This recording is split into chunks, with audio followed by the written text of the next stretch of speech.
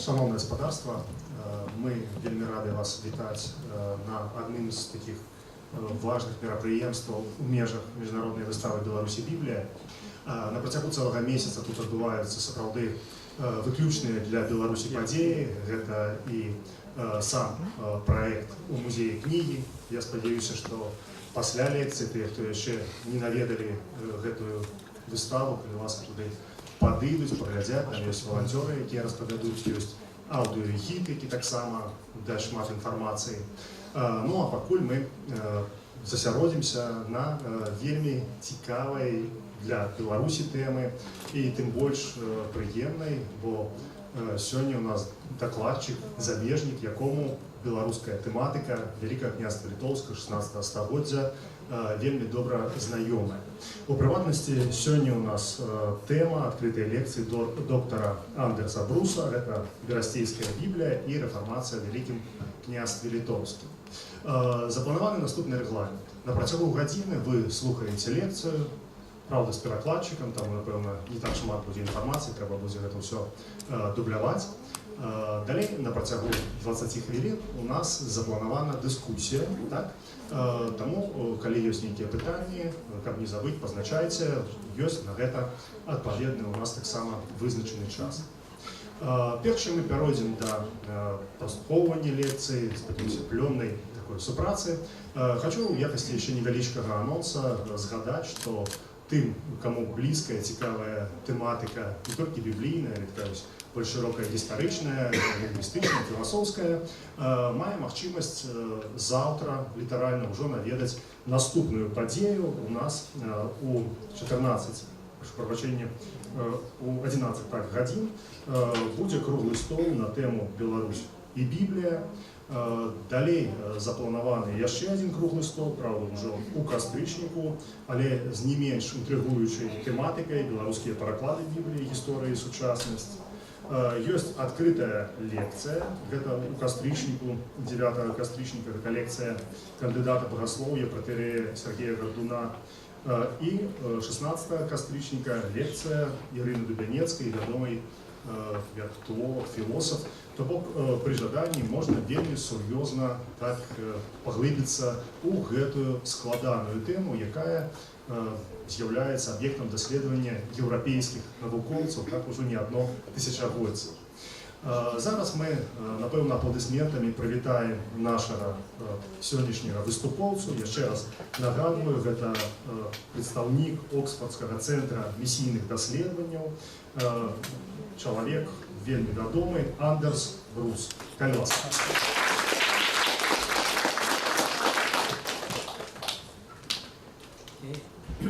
Thank you very much.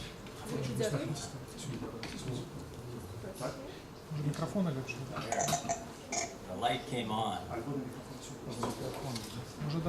Thank you very much for the privilege to be with you on such a fine exhibit.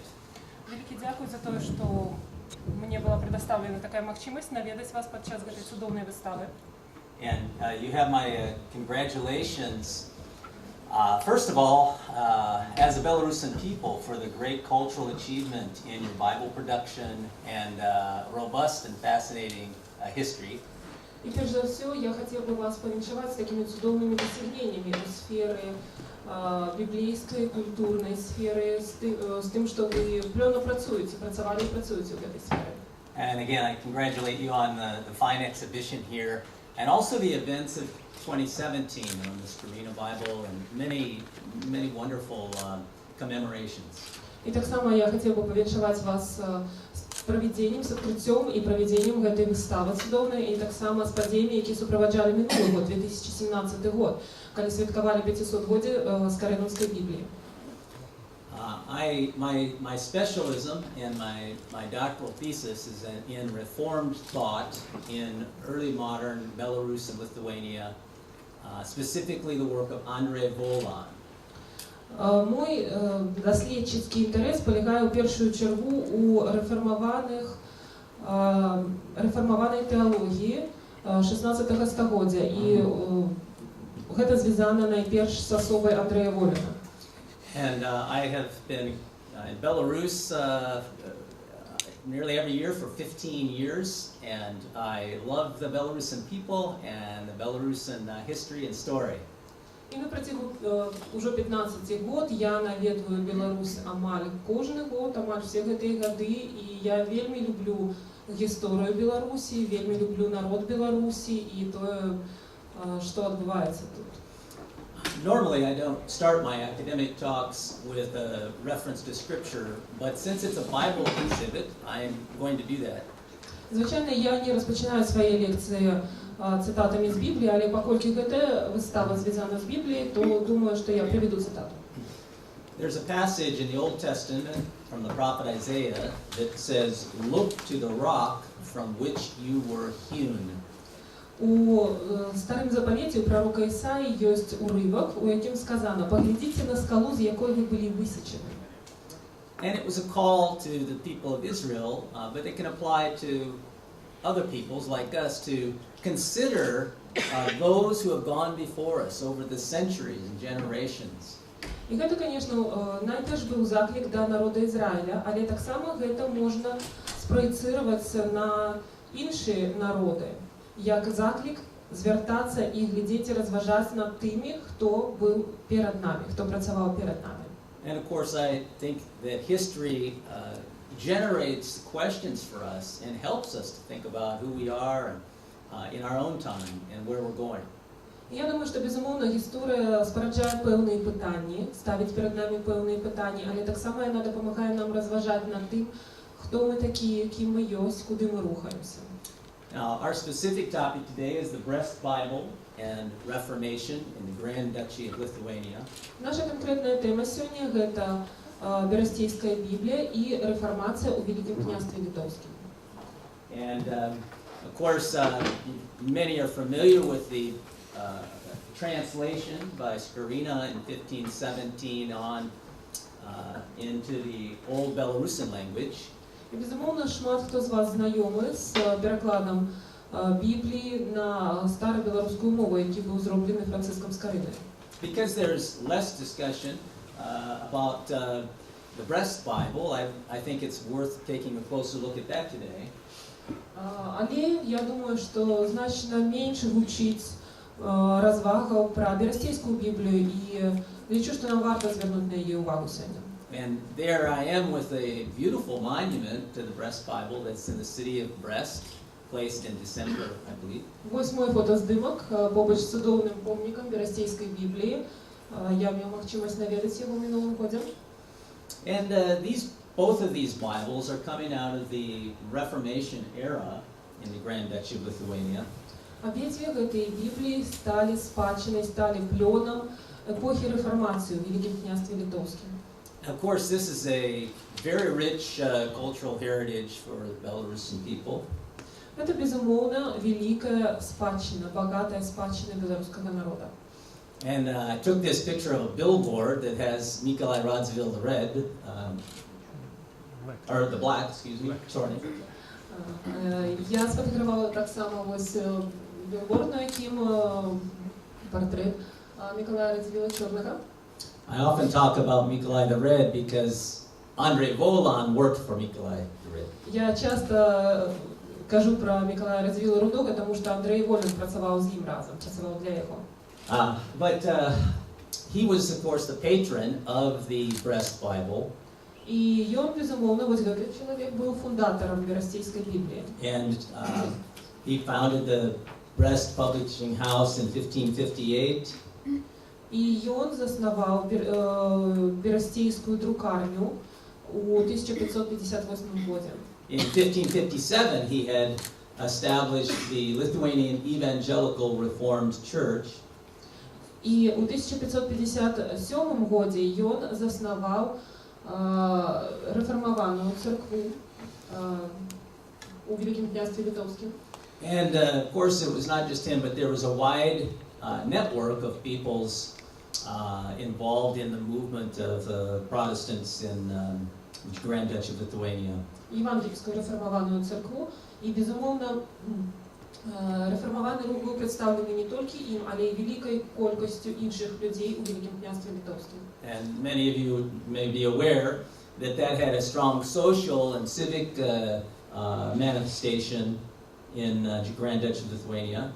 І шмат хто з вас, верагодна, ведае, што гэта мела вялікія сур'ёзныя праявы, наступствы, уплыў, аказала вялікі уплыў на жыццё Вялікага княства Літоўскага, на грамадскае вымярэнне жыцця. In the year in which the Brest Bible was published, 1563, І у год, калі была выдадзена Берасцейская Біблія ў 1563 годзе, the Lithuanian Council of Lords had 10 of its 18 members who were part of the Reformed movement with Radziwiłł and others. 10 человек с 18 в Ураде, скажем так, в Ураде ВКЛ были верниками. Были евангельскими верниками. And by 1572, 73% were senators in the Grand Duchy of Lithuania. И к 1572 году эта лічба складала 73%. 73% сенаторов были евангельскими верниками. And that's one of the themes of my talk, is that the Brest Bible is especially interesting because it helps us to see this relationship between the individual personal spirituality of this movement and the social and even political effect. І тому Берасцейская Біблія, на мою думку, тим і цікава, що вона дозволяє нам убачити ось гэтую сувязь, таку кореляцію поміж особистою духовністю і виміренням громадського життя особи.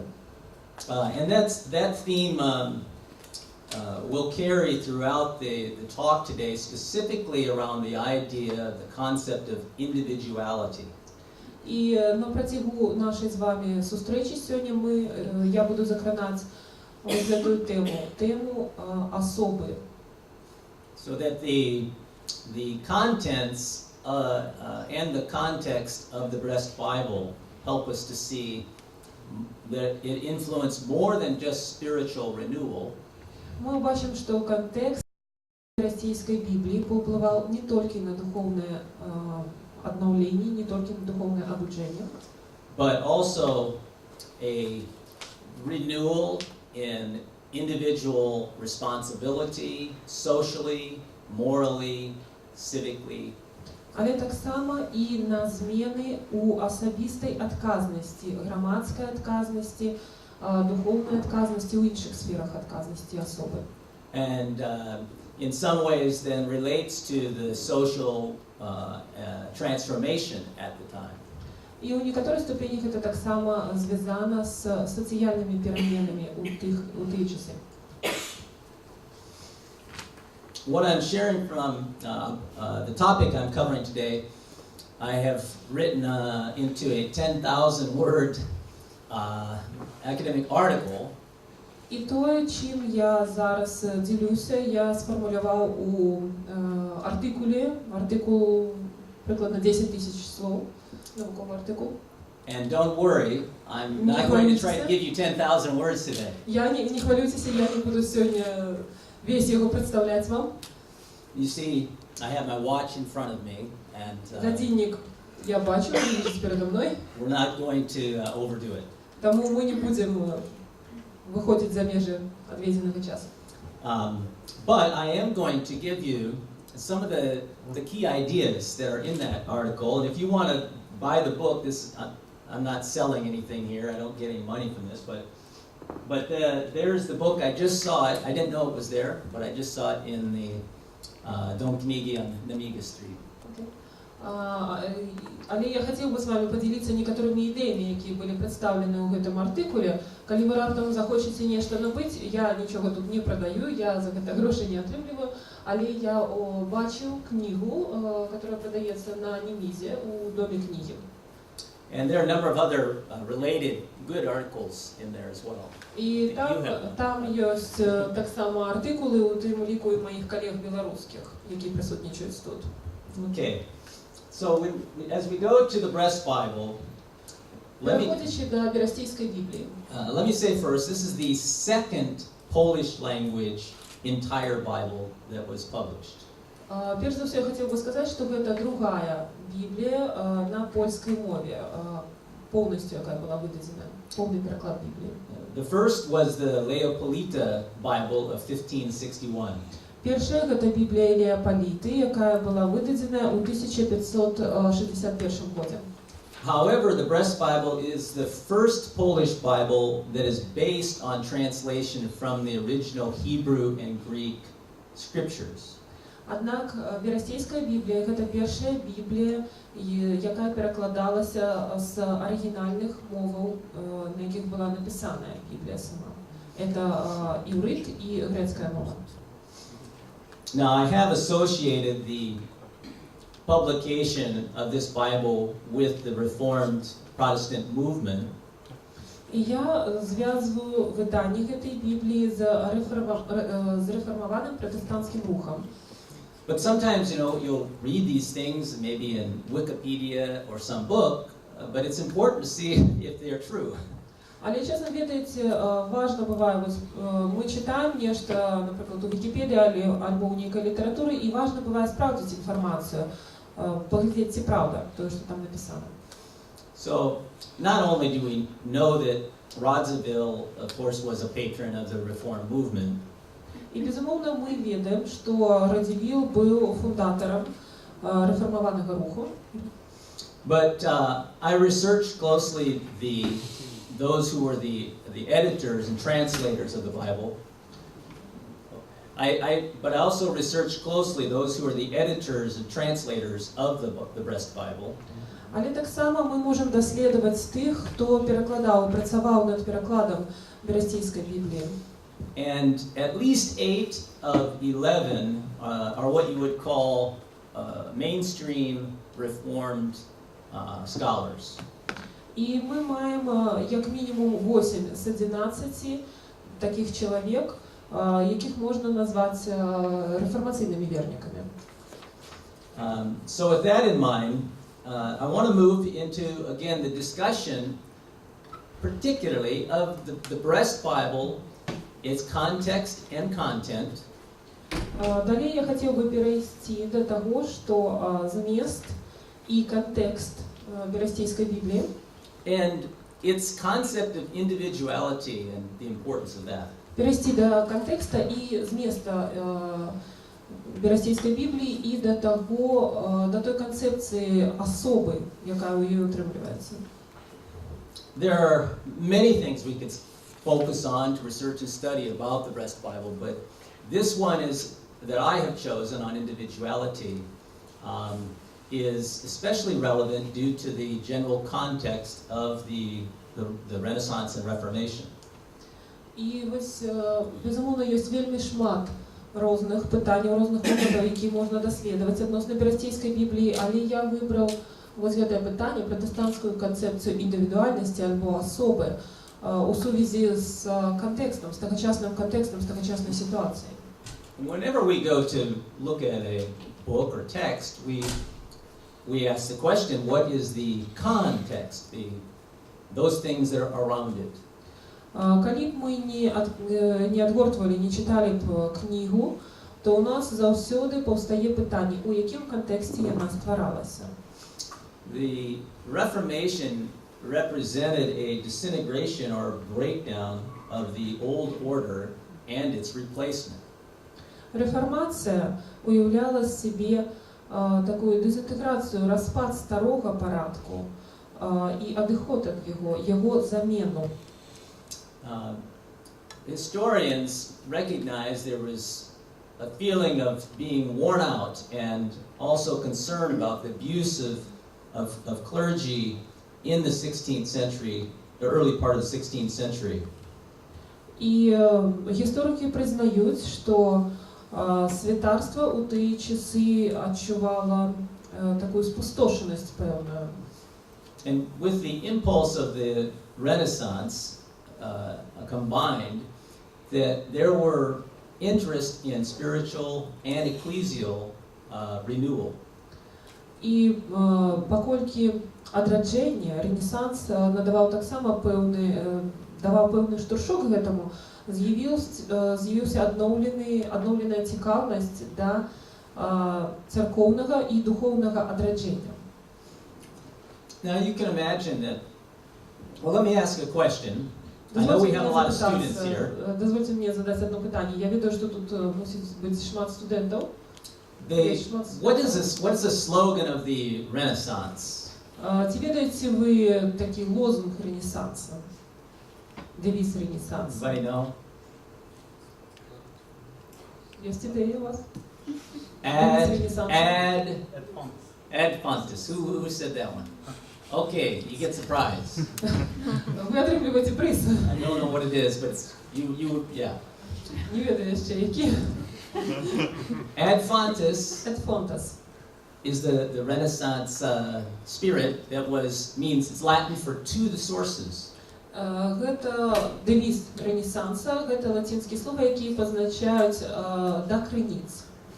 And the old scholasticism within the church and university had reasoned itself into away from actually looking at the ancient source texts.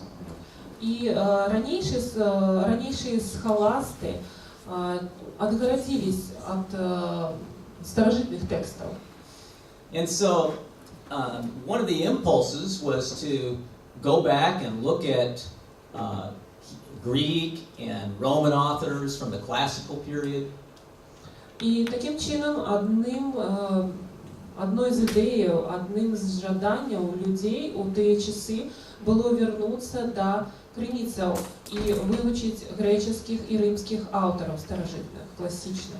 And also then, regarding the Bible as a book, going to the Greek and Hebrew texts. І, безумовно, відносно Біблії, це оформлялось у жаданні вивчити тексти на греческой і на івриті. And this was more than just simply going and looking at old texts. Це було більше, ніж просто розглядіти ці тексти, важливо їх прочитати. It became more of a pedagogical movement. Це стало у неким сенсі таким навчальним, педагогічним рухом. Yeah, educational. Адукаційним рухом. Which involved the critical reading of the text and the individual's own opinions and readings of the text. І це позначало критичне прочитання цього текста і формування свого міркування про цей текст. And people generally understand this about the Renaissance, but there was also this same impulse carried into the Reformation. Звичайно, люди розуміють це відносно Ренесансу, відносно епохи одродження, але той же самий імпульс, той же саме жадання було уластиве так само і епохи Реформації. One 16th century scholar puts it this way: Protestant Christianity confronted the believer directly with God. Один з протестантських науковців тогочасних сформулював це так: протестантизм ставить вірника навпрост перед Богом. Salvation was offered without any claim to mediate it through rituals and institutional authority.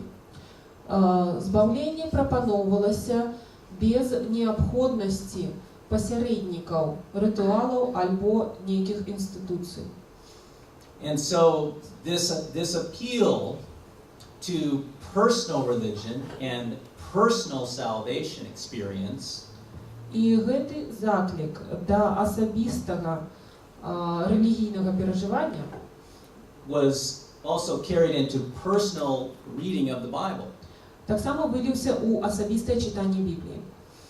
And this became a feature of individuality or individualism within the Reformation movement. І це стало рисою уластивої особі, рисою індивідуальності у реформаційному руху. And while Protestants certainly brought this forward, there were aspects of this also that came into the Roman Catholic and Orthodox Church. І хоча, безумовно, цей рух, перш за все, розповсюджувався у протестантизмі, але певні елементи його присутнічали так само і у Римокатолицькій. Sometimes with differences, though. The Roman Catholics especially took a turn toward monasticism, which was a very private experience. Але часам римские католики, римокатолики были схильны до ухода у монастыры. Это было такое внутреннее переживание. Whereas the individuality within the Protestant stream took more of a social and cultural activism aspect. У той час як прояви особи і індивідуальності у протестантському реформаційному руху більш приводили до формування соціального вимірення особи. So as we look at this Protestant concept of individuality, a first aspect is that it was stimulated by the printing press. Тому, коли ми розглядаємо протестантську концепцію індивідуальності, то перший момент, який посприяв її формуванню, це друкарський станок. I think that, well, let me say, again, we have a lot of students, so you probably grew up with the internet. Знову таки, у нас шмат студентів, я думаю, що виросли вже у епоху інтернету. I am a grandfather. I have 2 grandchildren and 1 on the way. Я уже маю онуків, у мене 2 онуків і ще 1 хутко народиться. So I know what I am among many of you here. I am an old man. Тому я ведаю, хто я у очах шмат кого з вас присутніх тут, я вже старий чоловік. And we old men understand that the internet didn't always exist. Але ми, старое покоління, ми розуміємо, що інтернет був не завсюди, існував не завсюди. I didn't have that until I was in graduate school. У мене він з'явився прикладно вже, коли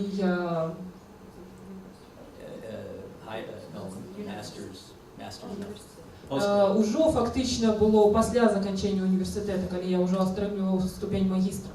So those of us who are older, we can see the incredible transformation globally that has come through technology and the internet. Тому акурат ми, старіше покоління, мали такий привілей убачити зміни, глобальні зміни, які відбувалися на протягу нашого життя. I think that many of you are aware that the printing press accomplished something similar in the 16th century. Думаю, що шмат хто з вас усвідомляє, що друкарський станок привів до подобних перемен у 16 столітті. Now, I know we have some printing you can do over here. Я ведаю, що тут так само, ось побач у сусіднім помешканні можна поспробувати надрукувати на таким станку нечто. Last year, I had the privilege here in Belarus to operate this reproduction 16th century printing press. У минулому году я був тут у Білорусі і мав привілей так само бути оператором, скажімо так, ось такої репродукції друкарського станка 16 століття. I walked into one of your stores, they had this thing set up. I said, oh, this is so cool. Я зайшов у некую краму, і там стояв такий друкарський станок, я сказав, нічого собі. Rolled up my sleeves and went to work and printed a page from Scarina's Bible. Закасав рукави і надрукував сторонку з Біблії Скарини. Let me just simply mention about the press that between 1503 and 1536, 294 books were printed in Krakow. Дозвольте мені криху лічбів. З 1503 до 1536 года у Кракові було надруковано 294 книги. That is more books than were printed in that one city than were printed in all of England during that same time period. І видите, эта колькость перевышає, колькость книг, надрукованих у одному городі, перевышає колькість книг, надрукованих за аналогічний період, за цей період во всій Англії. And of course, you had printing presses in Brest and Neshvish and many places. А проч гэтага былі ще друкарні у Бересті, у Несвіжі і шмат у яких інших місцях. 7,500 books were printed in Poland, Lithuania from the end of the 15th to the end of the 16th century. І з кінця 15-го до кінця 16-го століття на території Польщі, Литви, польсько-литовської держави було надруковано 7500 книг. and many of these were Reformation related. І шмат які з гэтых кніг былі звязаныя з рэфармацыяй. So there's a substantial impact of putting books into the hands of the individual person, not just the professor. Таму гэта тое, што паказвае нам, што адбываецца, калі кнігі трапляюць у рукі простых людзей, не абавязкова яны мусяць быць прафесарамі. And when people had the books themselves, they started to think for themselves. Калі людзі самі маюць кнігі, яны пачынаюць самастойна думаць, разважаць. I can tell you how that happened for me one time. Я магу распавесці свой прыклад, падзяліцца адным прыкладам. I went to the seminar table for my postgraduate seminar on André Bolon. Я неяк прыйшоў на семінар, які мусіў адбывацца па маёй дысертацыі па Андрэю Воліну. And this was in Oxford, England. Гэта было ў Оксфордзе, у Англіі. And I knew that even in that learned city, nobody really knew too much about André Bolon. Я ведаю, што нават у гэтым горадзе, дзе вельмі шмат адукаваных людзей, не так шмат спецыялістаў, якія ведалі б нешта глыбока пра Андрэя Воліна. As I started my lecture, І калі я распачаў сваю лекцыю, what was everybody doing? Googling. як вы думаеце, што все рабілі? У Гугле нешта шукалі. By the time I got to the question period, they were asking me very learned questions about the Grand Duchy of Lithuania and André Bolon and Nikolai Radziwiłł. І к тому часу, як завершав я свою лекцію, мені стали задавать уже вельми такі продумані, глибокі питання про Велике князство Литовське, про Андрея Воліна, про те, що тут відбувалося. Because the knowledge was being put directly accessible to them, and they began to think for themselves about it. Тому що веди знаходяться, були для їх у непосредній досяжності, і вони почали розважати, задумуватися над тим, що вони чули і читали. So you can see that individuality was obviously fostered through the printing press. Тому ви можете бачити, що безумовно становлення, формування особи, в даному випадку індивідуальності, було, на його повпливало з'явлення друкарського станка. And I mentioned second, that there were social and ecclesial outcomes of this impulse toward individual thinking and individuality. Так само я згадував, що становлення особи мало так само соціальні і церковні виники. I will take this up more when I mention John Calvin in a minute. Праз хвилину я хотів би трохи порозважати про Жана Кальвіна, і я вернуся ще до цього. But let me mention that even beyond the church sphere, that the civic or public sphere of life was also influenced by this concept of individuality. Okay? Even beyond it, yes. Але так само я хотів би відзначити, що навіть не тільки громадське вимірення життя, не тільки публічне вимірення життя оказалось під впливом цих змін. I wish I had time to explain in more detail, but scholars are generally agreed that the place of the individual before the law and social equality among the ranks of citizens began to develop. На жаль, я не змогу подробязно про це зараз розважати, але науковці відзначають, що гэта паўплывала на роўнасць асобаў перад дзяржавай, на сацыяльную роўнасць паміж рознымі групамі і класамі і на неперадузятасць і справаздачнасць перад законам. As well as ideas about the impartiality of the individual before the law, that it didn't matter who it was, they had their own individual rights as they stood in the court of the law. І гэта ўплывала на тое, што кожная асоба, кожны чалавек меў правы. Калі ён стаяў перад судом, ён меў правы. There began to emerge ideas of liberty of conscience.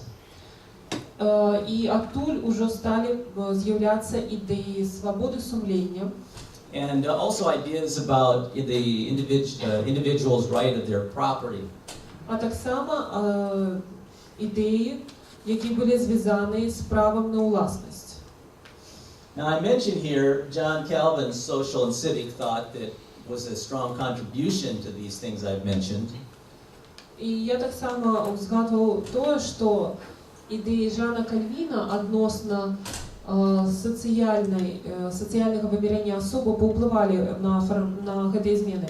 And you can see that the dates of his life, that he was living at the same time with Nikolai Radziwiłł and the publication of the Brest Bible. І ви бачите по датах його життя, що він був сучасником Миколая Радзивілла Чорного, і так само Берасцейская Біблія була видана під час його життя. And unfortunately, many people are not aware of the substantial intellectual level of the people of your territory during the 16th century. На жаль, шмат хто з наших сучасників не усвідомляє високий інтелектуальний узровень людей, які жили у Європі у ті часи. We have letters of correspondence between Nikolai Radziwiłł the Red and many others and thinkers in the Grand Duchy of Lithuania and John Calvin directly.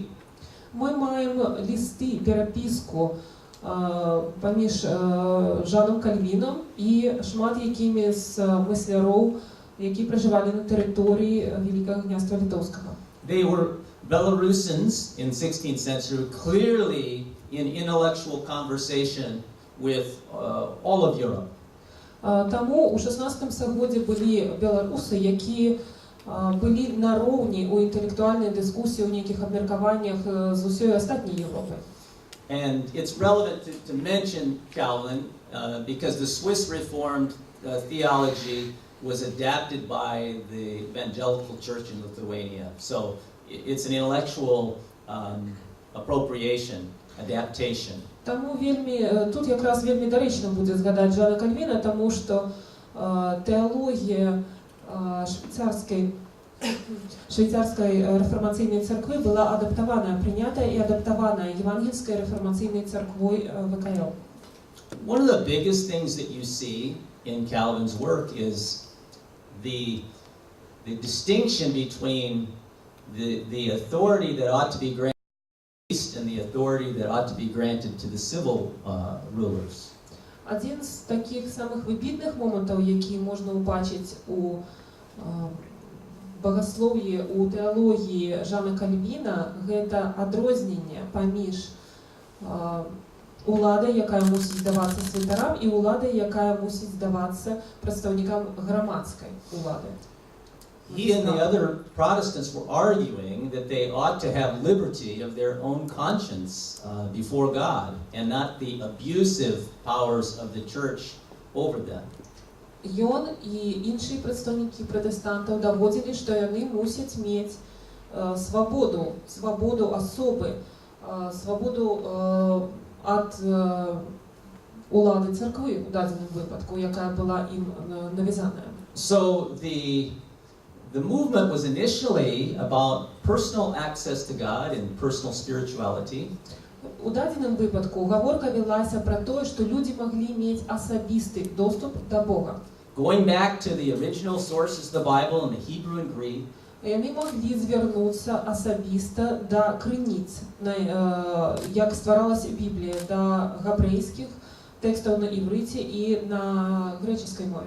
And then also this renewal of the ecclesial or church order to diminish its overarching power over the conscience of the person. І говорка велася про те, що необхідно було зменшити у даному випадку, поліпшити ситуацію у церкві, коли церква абсолютно захопила всю уладу і всі питання вирішала самостійно. And so eventually these concepts of spiritual and church freedom of the individual led to social and political and economic individuality. Тому у даному випадку питання духовні і церковні привели так само до формування певних концепцій у сфері соціальної і економічної. Now I'm very pleased to speak to you about 1.5 here. Мне так само вельми хотелось бы трохи поделиться с вами на пункт 1.5, по пункту 1.5. because I've spent years working on that one, André Volan. Тому што я некалькі год свайго жыцця прысвяціў даследаванням працы гэтага чалавека, Андрэя Волана. And before I forget, I want to just issue you a word of thanks. І перш чым пакуль я не забыў, я хацеў бы падзякаваць вам. In the person of André Volan, the Grand Duchy of Lithuania and Belarus has produced for the world a wonderful intellectual figure. У асобе Андрэя Волана Великае княства Літоўскае і Беларусь падарыла свету выбітнага дзеяча, выбітную асобу. He was a leading theologian and statesman. Ён быў выбітным богословам і дзяржаўным дзеячом. He came from Poznan, Poland at an early age and lived in the service of the Radziwiłł families his entire life, almost 80 years old. Ён паходзіў з Познані на тэрыторыі Польшчы і ўсё сваё жыццё ён служыў сям'і Мікалая Радзівіла Рудога. He was what? No, I'm speaking of Volan. Yeah, Mikolai Red, yeah. Yes. And he no, I lost my train of thought. Let's see where I'm at. No, that's okay. Пробачте, я трохи збила своїми питаннями. But anyway, he also served 3 kings of the Grand Duchy of Lithuania. Так само ён служыў 3 каралям ВКЛ. He wrote over 30 works, many of which still exist. 3 кіраўнікам, і ён напісаў больш за 30 прац, шмат які з іх захаваліся до наших часоў. They were written in high scholarly Latin. Яны былі напісаны на лаціне, і гэта была лаціна высокага стылю. He made very wide reference to all the Greek and Roman classical writers, the church fathers. Ён шмат цытаваў грэчаскіх аўтараў, рымскіх аўтараў, так само айцоў царквы. His contemporaries. Своих сучаснікаў так само цытаваў. Was very studied in the Venetian Republic and Italian republicanism. І яго вывучалі так само у Венеціянскай рэспубліцы і так само у Італіі шырока. Some of these writings were hundreds of pages long. І некаторыя з яго твораў былі на сотні сторонок. And one of the most famous is De Libertate. І адзін з яго найбольш вядомых твораў это De Libertate. Written by Volan in 1572. Ён быў напісаны Воланам у 1572 годзе. This was presented to the Senate of the Grand Duchy of Lithuania to make serious decisions about the future life of the Grand Duchy. І ён быў прадстаўлены ў Сенаце Великага княства Літоўскага для таго, каб прымаць важныя рашэнні адносна будучай палітыкі гэтай дзяржавы. Volan, in his De Libertate, advanced the ideas of personal character, virtue, and individual morality. І у сваім творы, у гэтым творы De Libertate, Волан падкрэсліў асабліва характар, добродейность и моральные якости особы. He argued that people should be able to advance in society on the merits of their morals, their labor, hard work, and education. І ён сцвярджаў, што чалавек мусіць быць здольным займаць месца ў грамадстве на падставе сваёй маралі, свайго труда, сваіх асабістых якасцяў. He argued for the limits on the monarchy and for rights of individuals. Ён выступаў за абмежаванне манархіі і за правы асобы. Especially advocating for the impartial legal rights of peasants. І ён асабліва выступаў за правы сялян. He even had ideas about personal property that are like precursor ideas, proto-ideas to John Locke. А так само у яго былі ідэі асабістай уласнасці, які фактично папярэднічалі ідэям Джона Лока. And because he was a part of this wider European discussion of individuality, І паколькі ён быў часткай больш шырокага кантэкста європейського контексту розвага про індивідуальність, про особу. He made a contribution, like Calvin and others, to what eventually came into wider Europe. Ён зробив певний унесок у гэтай розваги, як Кальвін, як інші. Because these ideas were richer and more advanced at the time in Grand Duchy of Lithuania than they were the rest of Europe, where there were absolutist monarchies. І урешті його унесок так само увайшов у агульну європейську спадщину, тому що на той момент у Великім княстві Литовським гэтай ідеї були розпрацьовані значно лепей і глибей, чим у останній часті Європи, бо там були абсолютні монархії. And so they confirmed this concept in ways that eventually advanced through England and to America. І урешті гэтай ідеї розповсюдилися во всій Європі, і праз Англію вони потрапили у Америку. And that's why I'm saying thank you. Ось чому я можу вам подякувати, мушу вам You подякувати. had some imprint to our country long before it even existed. Тому що ви фактично попливали у неким сенсі на нашу країну ще до її створення. Plus, you gave me something extremely rich and wonderful to study for these years of my life. Так само дали мені особу, скажімо так, особу, яку я мог невероятно багату і цікаву особу, яку я мог досліджувати шмат год свого життя. And really, I do encourage you to be encouraged and proud of not just Volon, but of the intellectual and other great cultural achievements of the Grand Duchy of Lithuania. Я насамрэч хотел бы вас натхніць і паспрыяць таму, каб вы больш вывучалі і ганарыліся не толькі Андрэем Волінам, але і іншымі дзеячамі тагачаснай эпохі.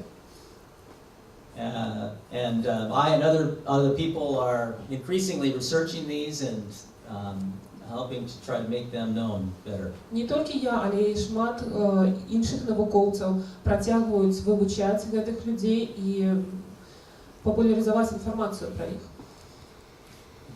The last thing I'll mention on this part one, and I'm going to be finishing very soon. Уже мой час зараз, час моей лекции подходит до завершения, и я хотел бы еще один момент загадать. Is the contrast with Roman Catholic scholarship on individuality. Это контраст с римо-католицким учением относно индивидуальности. This is not in the interest of putting down one confession or another. It's simply to show they took a little different direction on the individuality. І гэта безумоўна робіцца не для таго, каб прынізіць нейкую канфесію, але для таго, каб параўнаць, бо насамрэч яны рухаліся ў розных кірунках, у розных напрамках. They did emphasize the idea of the individual having the scripture in their own language. And this is an example, the Leopolita Bible 1561. Yeah. Римо-католицкая церква подкресливала необходимость того, что человек мусить, необходимость того, как человек имел Библию на национальной мове. И прикладом гэтому будет Библия Леополиты, 1561 год. But they weren't a startup company. They were IBM or Microsoft or something. They already existed a long time. Але ви ведаєте, гэта не быў стартап, гэта была, як, наприклад, калі параўнаць Microsoft, это компанія, которая існуе уже доўга-доўга. It was very difficult for them to release two things. І вельмі складана было ім з двома моментами. They continued to translate from the Latin Vulgate and keep their church order and theology within their interpretation of the scripture. Яны працягвалі перакладаць з лацінскага пераклада, з вульгаты. І яны працягвалі захоўваць вось весь церковны парадак, все свае традыцыі. And they had a limited view about a person reading the Bible for themselves and really thought the Bible in general should be heard in your own language, but maybe not read. І так само їх погляди на асабістае читанне Біблії былі такімі, што хутчэй вам на нацыянальнай мове трэба было чуць Біблію, але не чытаць яе. But again, they definitely made strides in this direction. Also, in the Vuyek Bible, Рухалися у гэтым кірунку, ось Біблія Вуйка, якобы Вуйка. in 1572, that's a reformed translation, another one that came along. Будний, Симон Будний, це ще один приклад реформаційного перекладу. And it also was from Greek and Hebrew, Гэтий переклад так само виконувався з греческої мови і з as the Protestant ones were. як і протестантські переклади. The Ostrog Bible Острожська was the Біблія first in the Old Church Slavonic language, це and перший переклад на церковно-славянську мову. again, a very strong Renaissance renewal of education in Ostrog Academy. І гэта привело до аднаўлення, вельмі моцнага аднаўлення так само у Острожскай акадэміі. Now in Ukraine. Зараз яна знаходзіцца на Україні. And I just have to insert one detail I left out about Volan that's very important. Я хотів би ще один момент згадати відносно Андрея Воліна, це важний момент. He lived most of his life and did his work about 30 miles from Minsk in Bijutishki, in Yashmani region. Большую частку свого життя він прожив у 30 кілометрах. Yeah, maybe something, somebody can tell us. По його словах, это 30 километров от Минску, Ашмянский район. More than 30. Near Alshani. Alshani, Побач Ашмяни. Дякую. That's good. Okay, I won't take much time for this second part, but it's better for just to give you awareness of it, and it will support what we've been talking about throughout this. Ще одна частка 2, в неї не спотребиться шмат часу, але це просто допоможе мені проілюструвати некоторі з тезисів, які я казав. Now, when you go into the Breast Bible and you look at all of its different pages and sections, you will see some things different from other Bibles of the time. Коли ми починаємо вивчати Берасцейскую Біблію, коли ми проглядаємо навіть сторонки, її прогортуємо, то ми побачимо, що некоторі речі відрізняються від інших тогочасних видань Біблії. The title page itself says a lot. Сама титульна сторонка уже шмат нам дає. They say that these are the books of the Old New Testament precisely translated. Там написано книги Старого і Нового Заповета докладно укладені. From the Hebrew, Greek, and Latin, right in the title. Перекладені з габрейської, грецької і латинської мови. Ось уже у назві. Newly put into the Polish language. Наново укладені на польській мові. As opposed to Wujek's Bible and others. І гэта адрозніваецца моцна ад Бібліі Вуйка і ад іншых выданняў. And these authors claim that they've done this in the title diligently and faithfully. І гэтыя аўтары кажуць, што яны гэта зрабілі старанна і верна. So they're asserting that their translation theory and work is academically superior and making that argument. Таму яны кажуць пра тое, што гэтая Біблія, гэтае выданне насамрэч яе навуковыя вартасці гэтага выдання вышэйшыя за папярэднія выданні. Then as you turn the pages, you come to a poem. Далей, калі мы перагортваем старонкі, мы даходзім да верша. And it is making references to 2 Kings 23 and 2 Chronicles 34 from the Bible. І там ёсць такія спасылкі на кнігі Бібліі, на 4 царство, 23 раздзел, і на другую кнігу Хронікаў, 34 раздзел. And these are the passages of the Bible that speak of the rediscovery of the scriptures by Josiah the king. І гэта тыя ўрыўкі Бібліі, у якіх распавядаецца пра тое, што цар Йосія знайшоў пісанне. And how he used that for spiritual, but also an overarching reform of the life of the people of Israel. І ён выкарыстаў яго, безумоўна, для духоўных рэформаў, для духоўных зменаў у жыцці Ізраіля тагачаснага, але таксама і для зменаў у іншых сферах жыцця. And very interesting, І вельми цікаво тое, you see repeated in these references the word covenant. што тут паўтараецца, некалькі разоў згадваецца слово «запавет». The Hebrew word berit. Слово на іўрыце гучыць як «барит».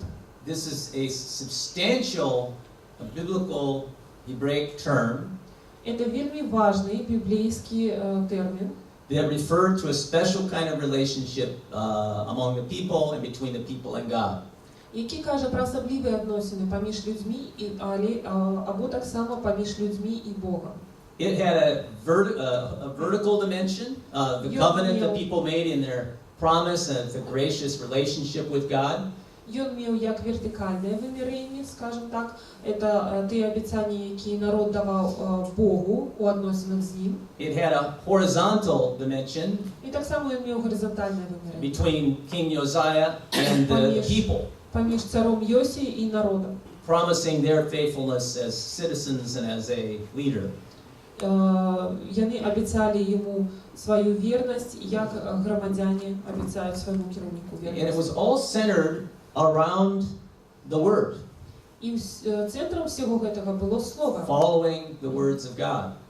Слово Бога, якого яны мусілі трымацца. Now, again, I don't know, we come from a lot of different places and commitments. Зноў-такі я б хацеў сказаць, што мы з вами, безумоўна, з розных месцаў, шмат хто з нас з розных месцаў, з розных традыцый. Whether this religious language and reference has any meaning for you, I don't know, but it's important in the history of political thought. І я не ведаю, наколькі знаёмай падаецца вам уся гэта тэрміналогія біблейская, рэлігійная, але яна мае великую важнасць у гісторыі палітычнай думкі. And social thought. І сацыялагічнай думкі. And if that idea was advanced by Bullinger Таксама я хацеў бы згадаць яшчэ Буллингера, in the 18th century, Althusius, Альтусія, by the Puritans in New England, or in England rather, і протестантаў, пуритан у Ангельщині, у Англії, and in New England in America. і таксама у Новій Англії, у Америці. Even today, there are political scientists at a top level who are reasoning with the covenant concept as a political and social concept. І нават сьогодні ёсць люди, які вивчають політичну думку на вельми високому рівні. So it's a very impressive to see this appearing as an idea in 1563 in a Bible text like this. Які з'являються прихильниками ось цієї концепції походження,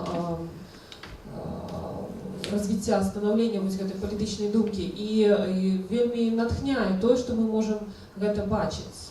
The dedication epistle also carries this idea in 1:4 there. І 1:4 так Oh, само this should be це 2. присвячення. 2:1, sorry about that. Окей. 2:4, пробачте. Так само присвячення. Це частка, вертаючись до Берасцейської Біблії. And in the 2:5, a preface for the Christian reader, there's a strong advocacy that the person be reading the Bible and interpreting the Bible for themselves. І 2:5 – це прадмова до християнського читача. Це та частка Біблії, яка виступає за особисте читання слова і за розуміння, тлумачення слова для себе. The language here is quite bold and direct. I think would make some people in 16th century say, wow, I'm supposed to read this myself and let the Holy Spirit show me what it means. І мова этой частки Библии довольно такая непосредственная, но простая. И думаю, что некоторые люди в те часы, можно сказать, были здивлены, шокованы этой мовой, когда они читали: о, неужели я повинен сам читать Библию, дозволить Духу Святому тлумачить мне, что тут сказано. But that's exactly what it's instructing. Але менавіта гэта там і написано. And then when you go to, I have 1:6 here, additional aids. І так само яшчэ пункт ёсць 2:6 мусіць быць, гэта інші допоможні матеріали. So these are 11 more written things in this Bible that are not a part of the Bible text itself.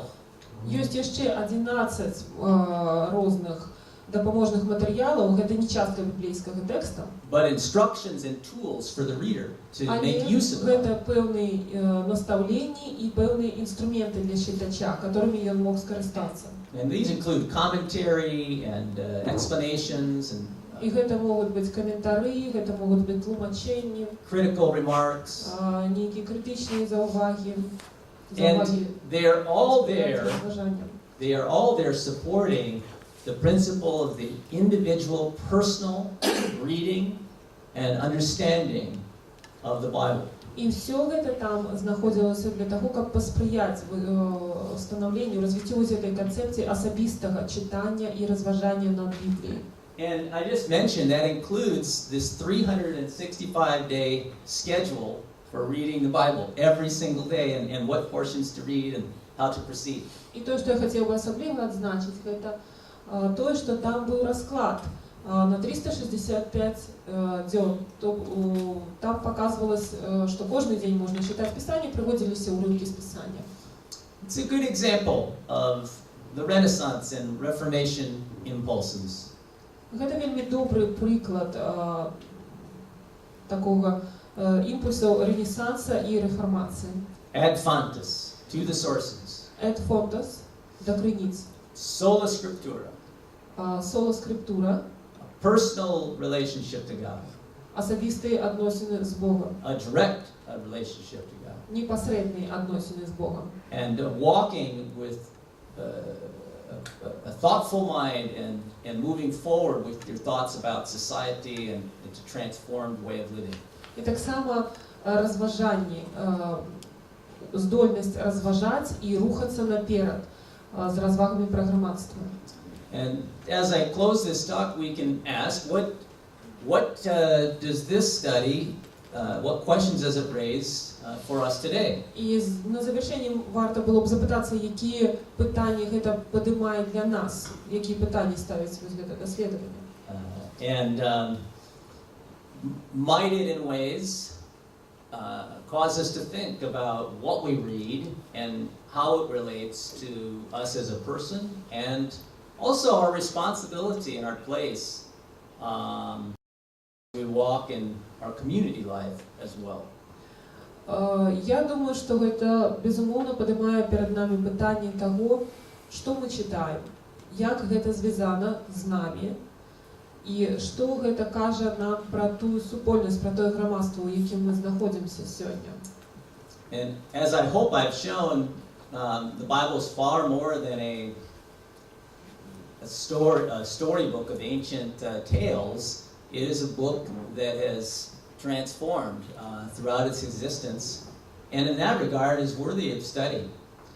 Я сподіваюся, що я здолію показати, що Біблія – це не просто старожитна книга, у якій розповідаються певні історичні речі, але це книга, яка вельми серйозно посприяла змінам у громадстві, посприяла трансформації громадства. As well as reading daily Тому for personal transformation. Вивчення, а так само і особистого читання, для того, щоб особисто перемінятися. And that's exactly what I do. Навіть це так само і я роблю. Thank you very much, and we have time for questions. Велике 15 дякую. or more minutes. Зараз ми маємо час для питань. Thank you. Дякую.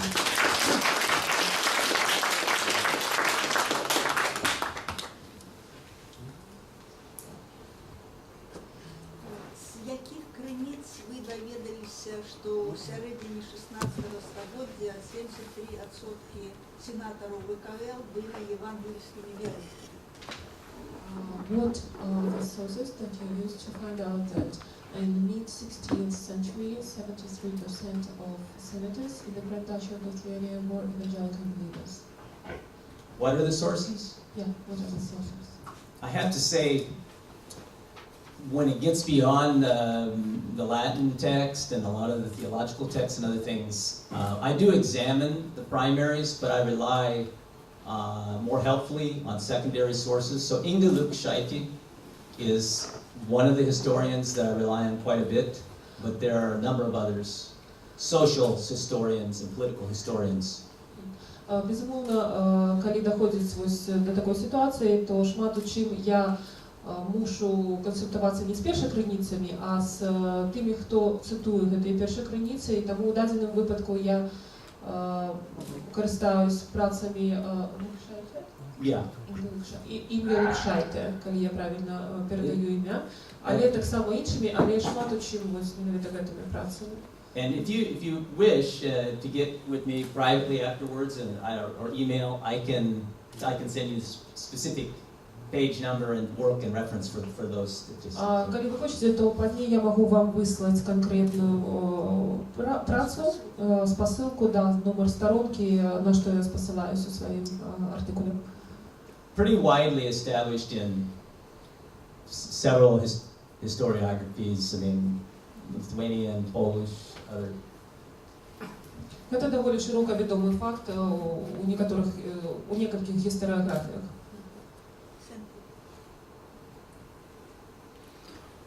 Андрей Любы, Беларускі дзяржаўны універсітэт. У меня до вас такое пытанне. Калі мы кажам пра Берасцейскую Біблію і яе пераклад на польскую мову як прызначэнне для індывідуальнага карыстання, то чым быў абумоўлены фармат Берасцейскай Бібліі?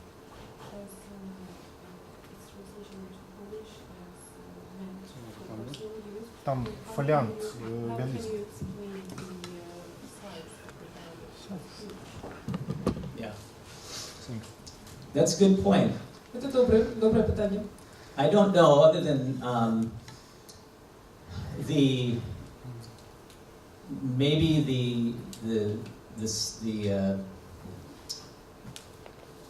amount of the reader aids and the impression maybe to establish a Bible in that format, which is the larger folio format.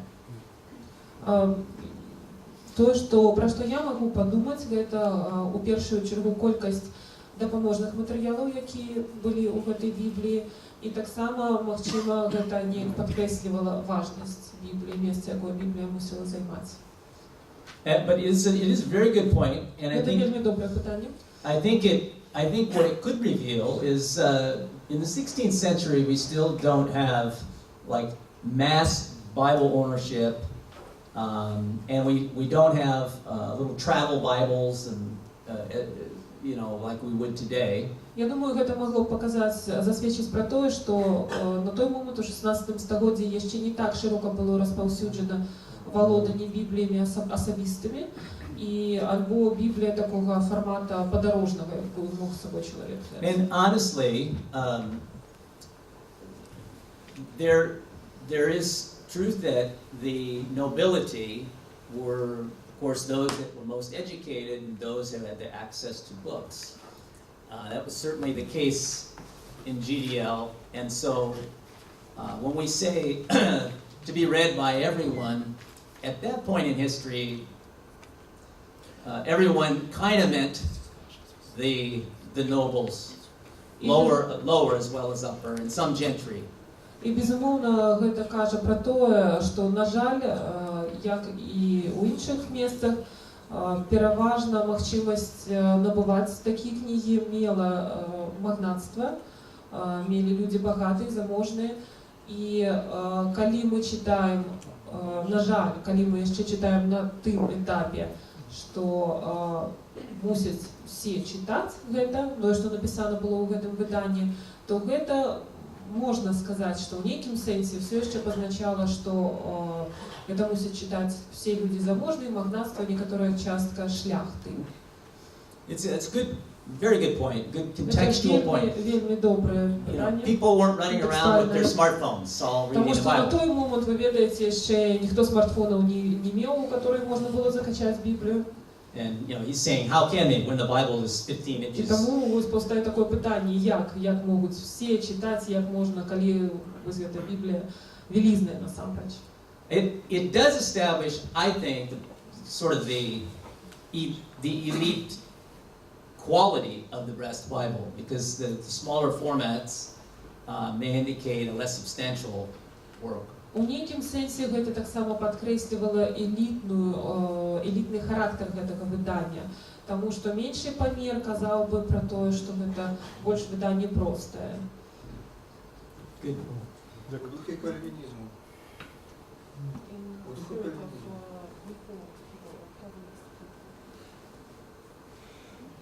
А який був наклад, і як вона продавалася, розповсюджувалася Берасцейська Біблія, і кілька разів видавалася? Чи були там додаткові наклади?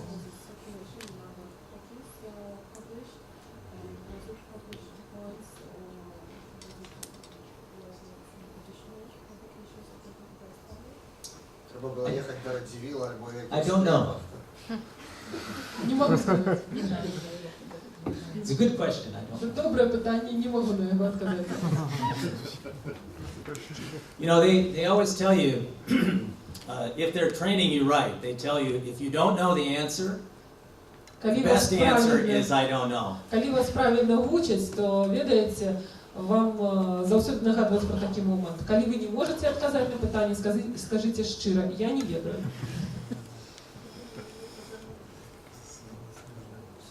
Попередня замова може була.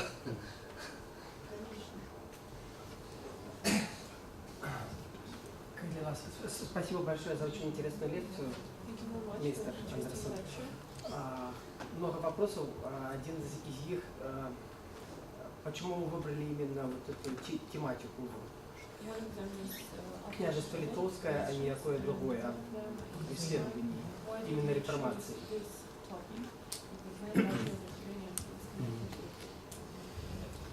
Yes.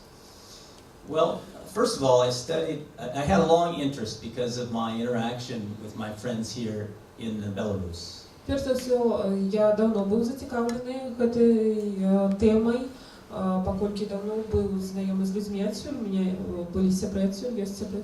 And Lithuania and Ukraine also. А таксама я маю сяброў у Літве і в Украіне. And Latvia and Poland too. Таксама Латвія і Польща. I did my doctoral studies in England, and there's a very high threshold on originality.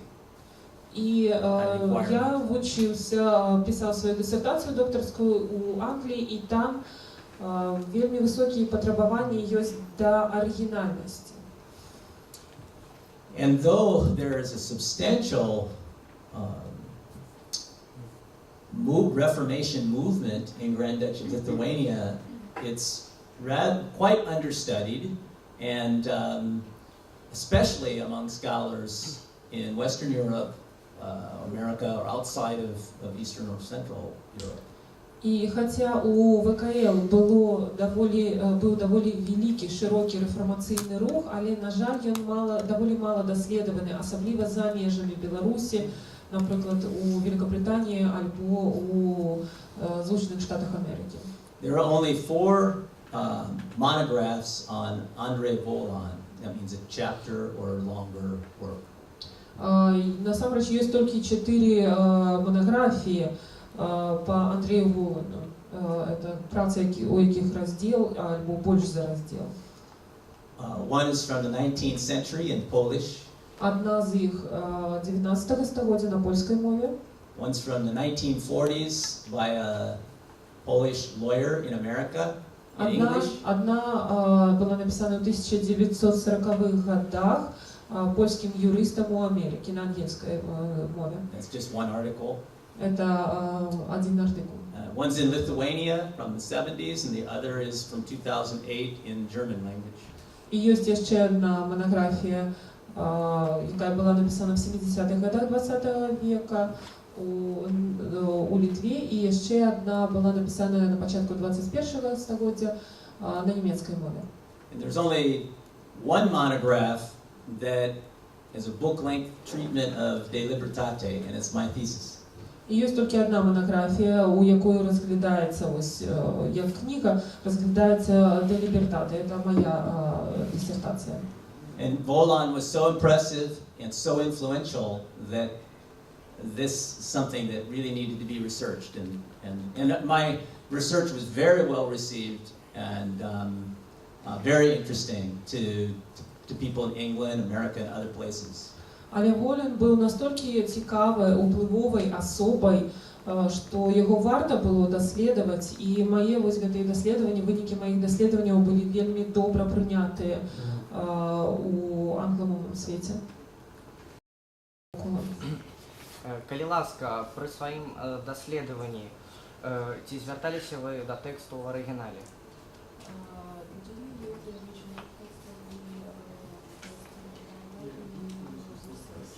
Yes. Так.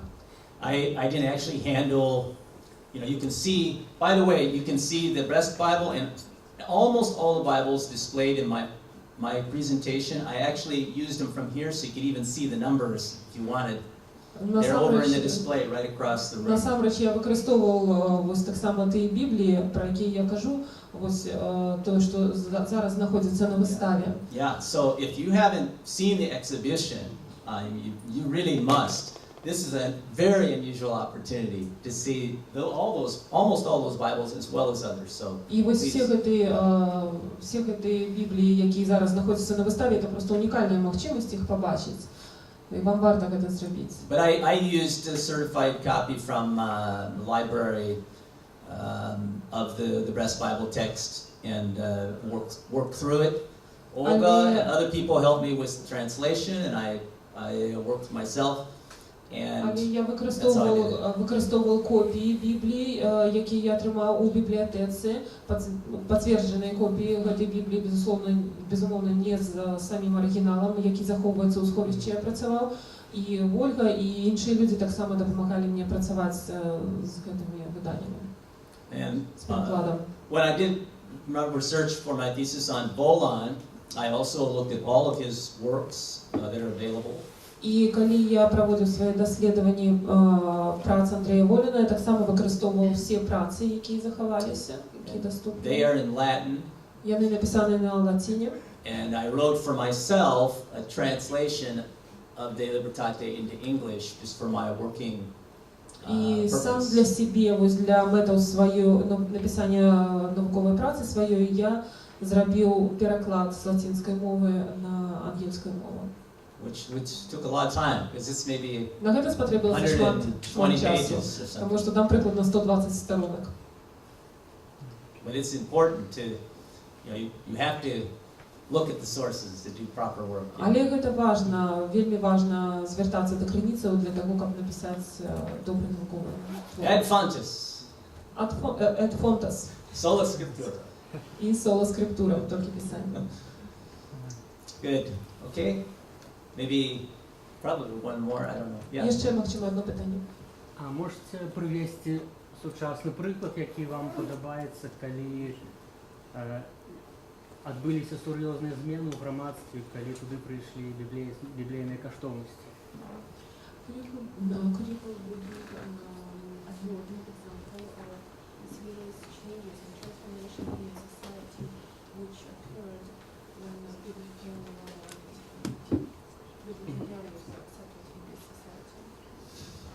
Maybe I can just give a couple, we only have about a minute. I'll just give you a couple of quick ideas. У мене хвилина залишилася, тому я просто пару моментів таких назову. One is a book written by an American scholar. Книга, яка була написана американським науковцем. And I can't remember the exact title, but it's Не пам'ятаю, на basically, жаль, докладної назви є. I think it's something like five governments or something. Думаю, що там нечто про 5 урадов, ці 5 типів урада, кажется. And he looks at the influence of this Reformation tradition in shaping the national political life and social life of America, England, Netherlands. І там Scotland. якраз кажеться про те, як ось ця реформаційна думка і переміни, які відбулися, дякуючи, повпливала на соціальне життя Америки, Англії, Нідерландів, Шотландії.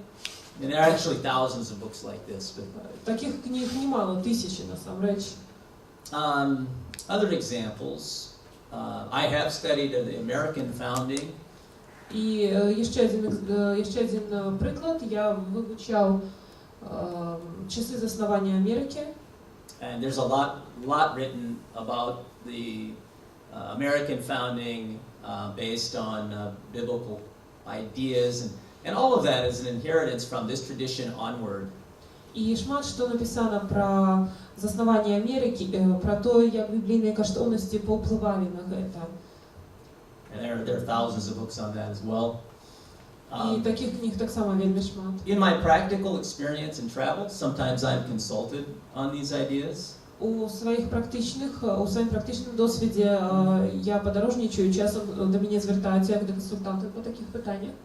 There were implementations of ideas like this in Latvia that were transforming. Такі ідеї спробують використати у Латвії, і ці ідеї працюють. I have upcoming opportunities to discuss these ideas with people in Myanmar. У мене буде можливість так само обмірковувати ці ідеї з представниками уряду у М'янмі. So the one thing that I think is evident is people continue to consult very old ideas. Думаю, що тут видовочно. Люди протягують звертатися і користатися ідеями, які вже ствердили себе у історії, старожитними ідеями. You know, it's very interesting. Some people say, history is boring and irrelevant, who cares? Вельми цікаво, коли ось часом чуєш, люди кажуть, що історія абсолютно така нецікава, справа нудна, і вона вже не потрібна нікому. Almost every bookstore you go into in the world, and almost every TV set you turn on, you will encounter a recitation of history. Але амаль кожен раз, коли ви заходите у книгарню, амаль кожен раз, коли ви включаєте телебачення і з нечим сутикаєтесь, ви сутикнетеся так само і з певними спосилками на історію, на історичні події. Just because they are old ideas does not necessarily mean they're irrelevant or unuseful ideas. І то, що ці історії, ідеї старі, не означає то, що вони більш не релевантні, не важні і не потрібні. Well, we have to end now. It's a good question. All the questions were very good. Thank you. Варто завершати. Велике дякую за ваше питання. You have been wonderful. It's a joy to be with you. Я вельми рад, що мав можливість бути з вами сьогодні. Again, congratulations. З вами. Thank you. Я ще раз хочу вас повіншувати з тими подіями, які зараз відбуваються, і подякувати вам, і пожелати всього найлепшого. If you wish to speak with me, I'll be hanging around. І коли ви хочете ще про нічого запитатися, то я буду поки знаходитися ще тут. Thank you. Дякую велике. Моє ім'я Андрій Нучик, я з Інституту історії Національної академії наук. Я трошки так одну хвилину хочу сказати, що Брус Андэрсан – это таких, может быть, про уникальность этого человека, потому что певний час своего життя він настолько зацікавився Білоруссю, що покинув своє життя у Вірджинії, свою сім'ю, поїхав в Оксфорд, поступив в докторантуру і почав писати дисертацію про Великим князстві Литовським. Настільки захопився тое, що ось мали розмову, шерах розмову з ними, настільки бачить, що у 16 стагоддзі ось гэтыя рух рэфармацыі, перамена мыслення і тая ступень свабоды, палітычнай, сацыяльнай, правовой свабоды в Великім княстве Літоўскім, яна вельмі падобная была да той, што было ў Злучаных Штатах ужо ў 18 стагоддзі. І калі мы там размаўляли, кажу, дык гэта ж было тут вось раней, 200 год раней. І гэта такі вельмі важны момант, які вось проста, і вось падчас вось гэтае даследавання, ён абараніў дысертацыю і вось зараз рыхтуе такую манаграфію для публікацыі. І гэта вельмі важна для нашай краіны, што яна напісана чалавекам, які з той культуры, заходняй культуры, і што гэта будзе яшчэ адзін такі вялікі плюс увогуле того, што Беларусь даведаецца яшчэ больш нашу гісторыю там на захадзе. Так што давайте яшчэ раз, можа быць, падзякуем.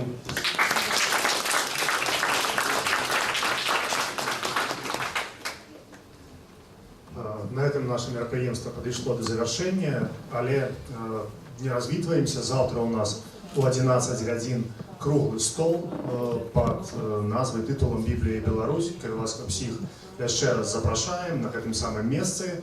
Ну а для той студэнцкай часткі, якая тут прысутнічае, канешне, было б памылковым сысці, не зазірнуўшы ў музей кнігі, бо вы чулі гэтую бліскучую лекцыю. Яна напалову была рекламай для экспазіцыі. Вы ўжо ведаеце шэраг экспанатаў. Таму, калі ласка, арганізоўвайцеся і можам працягнуць. Яшчэ раз всім вялікі дзякуй, перш за ўсё, нашаму шановнаму дакладчыку.